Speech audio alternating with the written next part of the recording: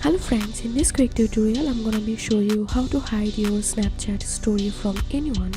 But before getting started this video, make sure to subscribe. How to unmute it. So as you can see right now, I'm in my Snapchat profile, and now here we can see the story section.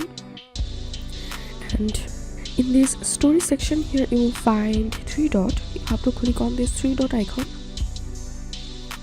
and now click on story settings. And here we can see this is now everyone, so everyone can view my story. So we are going to make it custom, and from here I'm going to select those account I want to hide my Snapchat story from. So here's I'm selecting 2 friends and then I'm clicking on block, and that's it. So this is how we can hide our Snapchat story from anyone. If you find this video helpful, make sure to subscribe. How to unmute it. Thanks for watching this video.